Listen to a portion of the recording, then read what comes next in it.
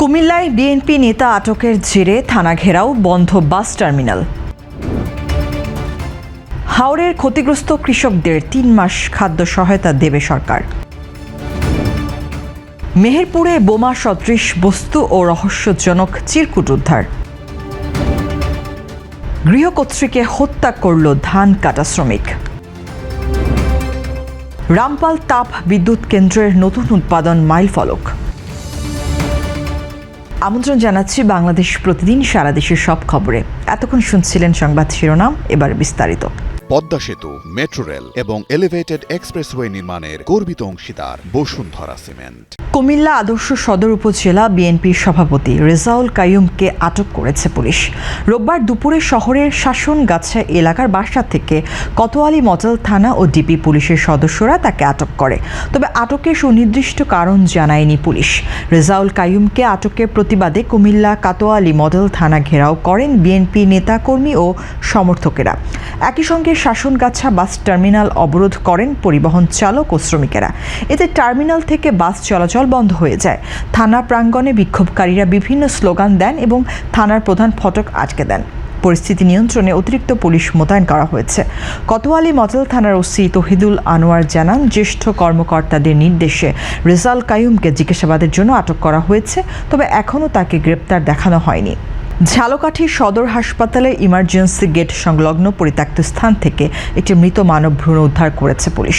রোববার সকালে হাসপাতালে অ্যাম্বুলেন্স গ্যারেজের পাশে ড্রেনের উপর ভ্রূণটি পড়ে থাকতে দেখে স্থানীয়রা হাসপাতাল কর্তৃপক্ষ ও পুলিশকে খবর দেয়। পরে পুলিশ ঘটনাস্থলে গিয়ে মানব ভ্রূণটি উদ্ধার করে। হাসপাতালের তত্ত্বাবধায়ক ডাক্তার মাসুম ইফতেখার বিষয়টি নিশ্চিত করেছেন। ঝালকাঠি সদর থানার ওসি ইমতিয়াজ আহমেদ জানান, ঘটনাটি গুরুত্বের সঙ্গে তদন্ত করা হচ্ছে। ভ্রূণটির পরিচয় ও মৃত্যুর কারণ জানতে প্রয়োজনীয় ব্যবস্থা নেওয়া হয়েছে। কুমিল্লার দেবিদ্বারে মোটরসাইকেল থেকে ছিটকে পড়ে এবং পরে কাভার্ড ভ্যানের চাপায় ৮ বছর বয়সী এক শিশুর মর্মান্তিক মৃত্যু হয়েছে। ৩ মে রোববার সকাল 10টার দিকে কুমিল্লা সিলেট মহাসড়কের দেবিদ্বার পৌরসভার বানিয়াপাড়া এলাকায় আজগর আলী বালিকা উচ্চ বিদ্যালয়ের সামনে এই দুর্ঘটনা ঘটে। শিশুটি তার বাবার সঙ্গে দেবিদ্বার পৌর এলাকার বাবুস সালাম নামের একটি হাফিজিয়া মাদ্রাসা থেকে মোটরসাইকেলে করে বাড়ি ফিরছিল। পথে ভাঙাচোরা সড়কের কারণে হঠাৎ মোটরসাইকেল থেকে সে ছিটকে পড়ে যায়। এ সময় পেছন থেকে আসা একটি দ্রুত গতির কাভার্ড ভ্যান তাকে চাপা দিলে ঘটনাস্থলেই তার মৃত্যু হয়। দেবিদ্বার থানার ভারপ্রাপ্ত কর্মকর্তা মোহাম্মদ মনিরুজ্জামান জানান, খবর পেয়ে পুলিশ ঘটনাস্থলে গিয়ে পরিস্থিতি পরিদর্শন করেছে। দুর্ঘটনার কারণ তদন্ত করে প্রয়োজনীয় আইনগত ব্যবস্থা নেওয়া হচ্ছে। নেত্রকোনার দুর্গাপুরে কিশোরের ছুরিকাঘাতে ওয়াহিদুল ইসলাম ওরফে কেলিস নামের এক যুবক নিহত হয়েছেন। শনিবার রাতে পৌর শহরের তেরিবাজার এলাকায় এই ঘটনা ঘটে। পুলিশ ও স্থানীয়রা জানায়, বাড়ির সামনে দাঁড়িয়ে থাকা অবস্থায় কিশোর গ্যাং সদস্য নূর মোহাম্মদের সঙ্গে কথা কাটাকাটির এক পর্যায়ে তিনি ওয়াহিদুলকে ছুরিকাঘাত করেন। গুরুতর আহত অবস্থায় তাকে হাসপাতালে নেওয়া হলে চিকিৎসক মৃত ঘোষণা করেন। ঘটনার পর নূর মোহাম্মদ নেত্রকোনা সদরের মালনী এলাকায় আত্মগোপনে ছিলেন। পরে রোববার ভোরে পুলিশ অভিযান চালিয়ে তাকে আটক করে। দুর্গাপুর থানার ওসি খন্দকার শাকের আহমেদ জানান, ঘটনাস্থল থেকে ধারালো অস্ত্র উদ্ধার করা হয়েছে। আইনি প্রক্রিয়া শেষে আসামিকে আদালতে পাঠানো হবে। কুমিল্লার চান্দিনা উপজেলায় ধান কাটতে আসা শ্রমিকদের হাতে এক বৃদ্ধা গৃহকর্ত্রীকে শ্বাসরোধ করে হত্যার অভিযোগ উঠেছে। এ ঘটনায় নগদ ৭০,০০০ টাকা ও স্বর্ণালঙ্কার লুটের কথাও জানিয়েছে পরিবার। রবিবার ভোর রাতে সুহিলপুর ইউনিয়নের অলিপুর গ্রামে এই ঘটনা ঘটে। স্থানীয় কৃষক আব্দুল বাতেন মোল্লা ক্যান্টনমেন্ট এলাকার শ্রমিকের হাট থেকে ৪ জন শ্রমিক নিয়ে ধান কাটার কাজে নিয়োজিত করেছিলেন। পরিবারের সদস্যরা জানান, রাতে সবাই ঘুমিয়ে পড়ার পর শ্রমিকরা ঘরের ভেতরে থাকা বৃদ্ধা সমীর বেগমকে হাত পা বেঁধে শ্বাসরোধ করে হত্যা করে এবং আলমারি ভেঙে টাকা ও স্বর্ণালঙ্কা নিয়ে পালিয়ে যায়। ঘটনাস্থল থেকে মরদেহ উদ্ধার করে ময়নাতদন্তের জন্য পাঠিয়েছে পুলিশ। জানিয়েছে, অভিযুক্তদের শনাক্ত ও গ্রেপ্তারের অভিযান চলছে। মেহেরপুরের গাংনী উপজেলার চরগোয়াল গ্রামের মাথাভাঙ্গা নদীর তীর থেকে একটি বোমা সদৃশ বস্তু ও রহস্যজনক চিরকুট উদ্ধার করেছে পুলিশ। রবিবার সকালে এ ঘটনা ঘটে। স্থানীয়দের সন্দেহ হলে তারা পুলিশকে খবর দেন। পরে গাংনী থানা পুলিশ ঘটনাস্থলে পৌঁছে বস্তুটি ও একটি চিরকুট উদ্ধার করে থানায় নিয়ে যায়। গাংনী থানার ওসি আলম মামুন জানান, উদ্ধার হওয়া বস্তু ও চিরকুট গুরুত্ব সহকারে তদন্ত করা হচ্ছে। চাঁপাইনবাবগঞ্জের নাচলে ট্রাক ও মোটরসাইকেলের মুখোমুখি সংঘর্ষে 2 মোটরসাইকেল আরোহী নিহত হয়েছেন। রবিবার সকাল 6টার দিকে নাচল নওগাঁ সড়কের বেনিপুর এলাকায় এই দুর্ঘটনা ঘটে। নিহতরা হলেন শিবগঞ্জ উপজেলার বালুটুঙ্গি গ্রামের রবিউল আওয়াল জিসান ও নাচল উপজেলার আজিপুর গ্রামের সোহাগ। তারা সম্পর্কে শ্যালক দুলাভাই।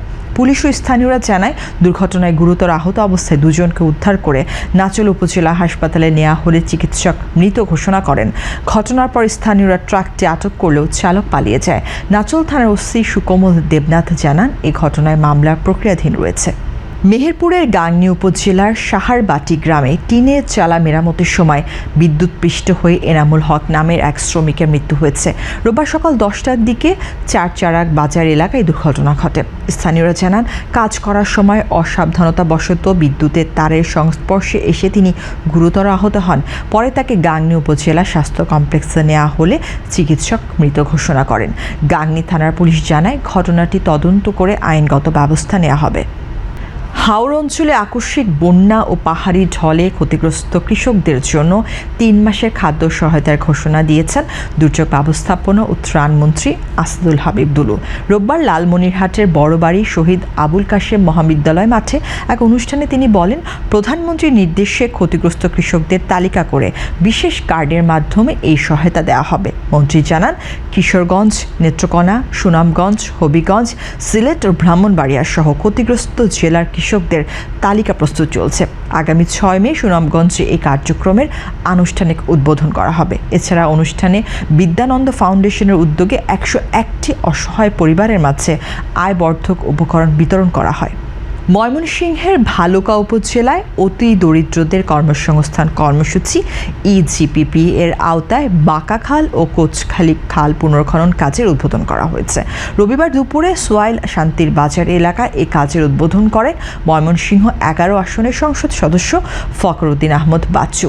উপজেলা নির্বাহী কর্মকর্তা মোহাম্মদ ফিরোজ হোসেনের সভাপতিত্বে অনুষ্ঠানে স্থানীয় প্রশাসন ও জনপ্রতিনিধিরা উপস্থিত ছিলেন। দুর্যোগ ব্যবস্থাপনা অধিদপ্তরের অর্থায়নে 1,51,00,000 টাকা ব্যয়ে প্রায় 6 কিলোমিটার খাল পুনর্খনন করা হবে। এতে পানি নিষ্কাশন ব্যবস্থার উন্নয়ন ও স্থানীয় অতি দরিদ্র মানুষের কর্মসংস্থানের সুযোগ সৃষ্টি হবে বলে জানান সংশ্লিষ্টরা। চাঁপাইনবাবগঞ্জের শিবগঞ্জ সীমান্তে 53 বিজিবির অভিযানে 27 বোতল ভারতীয় মদ জব্দ করা হয়েছে। রবিবার ভোরে মনোহরপুর বিওপির একটি বিশেষ টহল দল রামনাথপুর এলাকায় অভিযান চালায়। এ সময় একজন চোরা কারবারি বিজিবির উপস্থিতি টের পেয়ে পালিয়ে যায়। পরে ঘটনাস্থল তল্লাশি করে একটি বস্তা থেকে মদগুলো উদ্ধার করা হয়, যার বাজার মূল্য প্রায় 41,000 টাকা। জব্দকৃত মদ শিবগঞ্জ থানায় হস্তান্তর করা হয়েছে বলে জানিয়েছে বিজিবি। সীমান্তে চোরাচালান ও মাদক প্রতিরোধে অভিযান অব্যাহত রয়েছে বলেও জানান সংশ্লিষ্ট অধিনায়ক।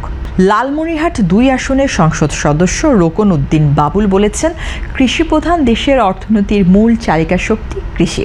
কৃষি ও পরিবেশ উন্নয়নের মৃত খালগুলো পুনঃখনন করা হচ্ছে। রবিবার সকালে কালীগঞ্জ উপজেলার দলগ্রাম ইউনিয়নের বলাইয়ের পাট খাল খনন কাজের উদ্বোধনকালে তিনি কথা বলেন। এমপি বাবুল বলেন, খাল খননের মাধ্যমে সেচ সুবিধা বাড়বে, উৎপাদন খরচ কমবে এবং খালের 2 পারে বনায়নের উদ্যোগ নেওয়া হবে।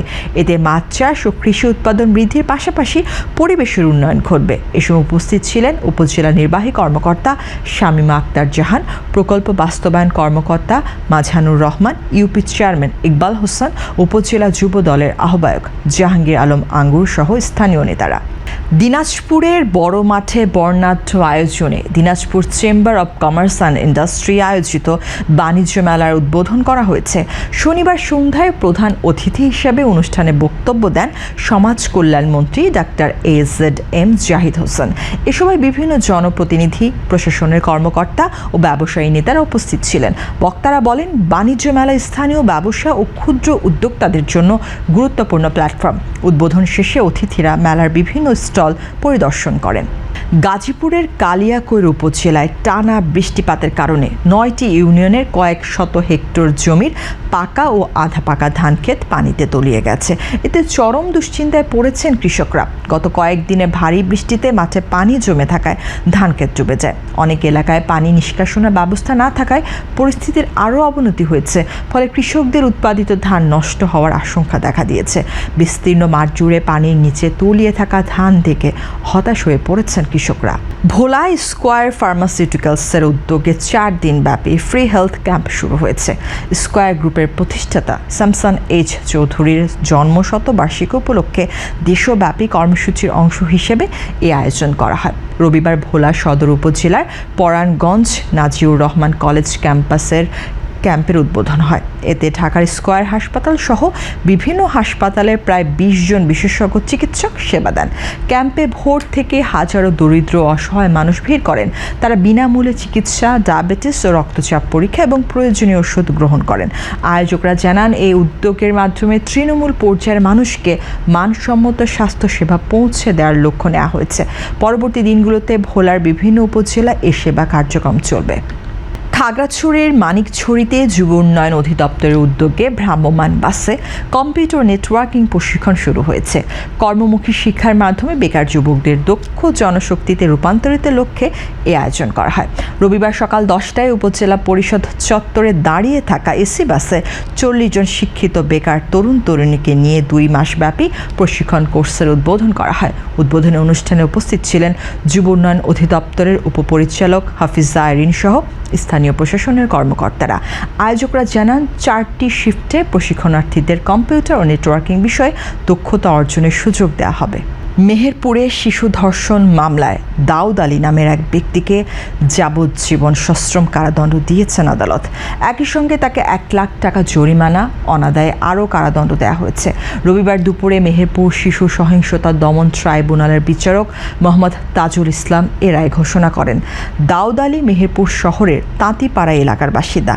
মামলার বিবরণে জানা যায়, 2018 সালে 11 বছরের এক শিশুকে প্রলোভন দেখিয়ে নিজ বাড়িতে নিয়ে গিয়ে ধর্ষণের অভিযোগে এ মামলা হয়। পরবর্তীতে ভিকটিমের জবানবন্দি ও আসামির স্বীকারোক্তি সহ 11 জন সাক্ষীর সাক্ষ্য শেষে আদালত তাকে দোষী সাব্যস্ত করে এ রায় দেন। রাষ্ট্রপক্ষের আইনজীবী অ্যাডভোকেট মুস্তাফিজুর রহমান তুহিন জানান, বিচার প্রক্রিয়ায় অভিযোগ সন্দেহাতীতভাবে প্রমাণিত হয় আদালত এই রায় দিয়েছেন। মোংলায় অবস্থিত বাংলাদেশ ভারত যৌথ উদ্যোগে রামপাল মৈত্রী সুপার থার্মাল পাওয়ার প্ল্যান্ট 2026 সালের এপ্রিল মাসে 707 মিলিয়ন ইউনিটের বেশি বিদ্যুৎ উৎপাদন করে নতুন মাইলফলক অর্জন করেছে। এটি কেন্দ্রটির পঞ্চমবারের মতো এক মাসে 700 মিলিয়ন ইউনিটের বেশি উৎপাদনের রেকর্ড। তীব্র তাপপ্রবাহ, উচ্চ চাহিদার সময়ও কেন্দ্রটি গড়ে প্রায় 80% সক্ষমতায় পরিচালিত হয় এবং এক পর্যায়ে 97% পর্যন্ত উৎপাদন সক্ষমতা ধরে রাখতে সক্ষম হয়। অত্যাধুনিক আল্ট্রা সুপার ক্রিটিক্যাল প্রযুক্তি ও ফুল গ্যাস ডিসালফারাইজেশন ব্যবস্থার মাধ্যমে কেন্দ্রটি দক্ষ ও নিরবচ্ছিন্ন বিদ্যুৎ সরবরাহ করছে। বাংলাদেশি প্রকৌশলীদের পরিচালনায় ও এনটিপিসির কারিগরি সহযোগিতায় কেন্দ্রটি জাতীয় গ্রিডে গুরুত্বপূর্ণ ভূমিকা রাখছে বলে সংশ্লিষ্টরা জানিয়েছেন। দর্শক, এই ছিল এখনকার মতো সংবাদ। এতক্ষণের সঙ্গে থাকার জন্য অসংখ্য ধন্যবাদ।